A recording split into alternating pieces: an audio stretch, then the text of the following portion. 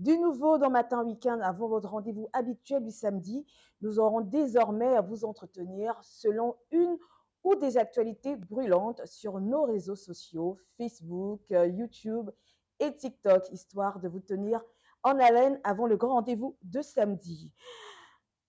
Pour cette première, nous parlons de la situation des Gabonais au Liban. C'est de ça qu'il s'agit, Dieudonné et Gabin. Effectivement. Bien sûr. Mais avant, je vous propose de regarder cette vidéo devenue virale sur la toile. Les Gabonais sont en danger au Liban. Oh. Les Gabonais vivant sur le sol libanais sont en danger.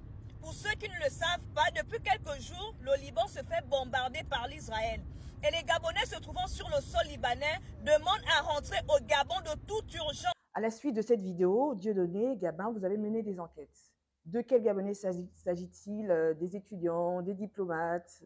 Effectivement, on a mené des enquêtes lorsqu'on a suivi cette cette vidéo, excusez-moi. C'est parce qu'on a des caméras devant nous. Nous avons été aux affaires étrangères. Très bien. Il faut revenir dans le contexte de notre histoire avec le Liban. Oui.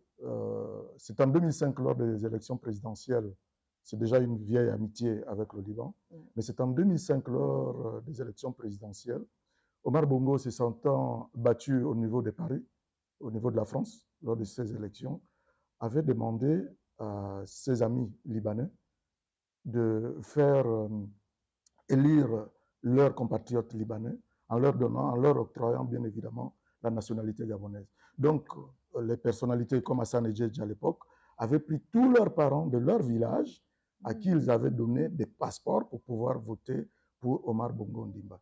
C'est de ça qu'il s'agit. D'accord. Aujourd'hui, lorsqu'on nous parle des Gabonais qui vivent au Liban, oui, il y a certes une vingtaine de compatriotes gabonaises, donc des femmes mariées à des Libanais qui vivent au Liban. On ne déplace pas une femme mariée sans autorisation de son époux. Et surtout que ce sont des mariages religieux. En 2009, ce fut la même chose.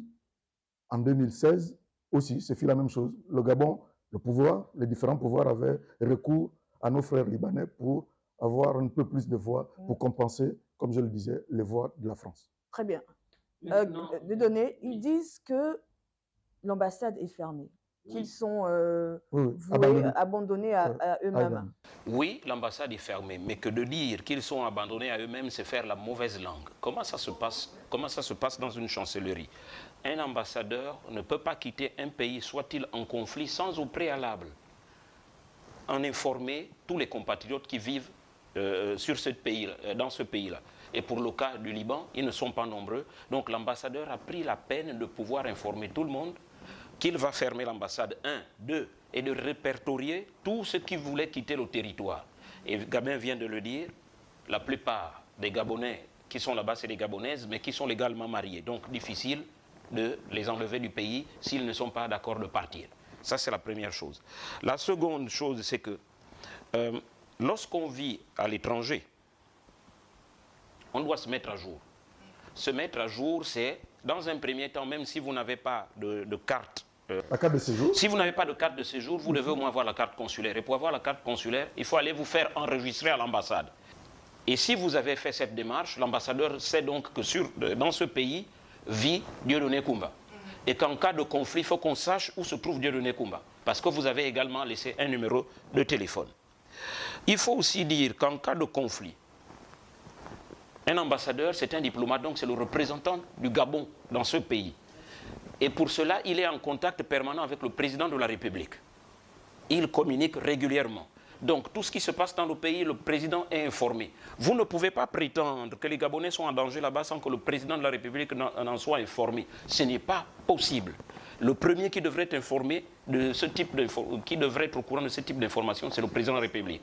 Donc, arrêtez avec les réflexes du genre, on va chercher tout sur Internet, qu'on vient nous balancer au visage en disant que les autorités ne font rien, elles ne sont pas informées, il faut faire quelque chose. C'est des histoires. Pour compléter ce qu'il dit, voilà. Lorsque la guerre a commencé au Liban, lorsque Israël a commencé à attaquer le Hezbollah, l'ambassade, la chancellerie avait fait une note adressée aux compatriotes qui voulaient rentrer aussitôt au Gabon avant que cette guerre ne prenne de l'ampleur.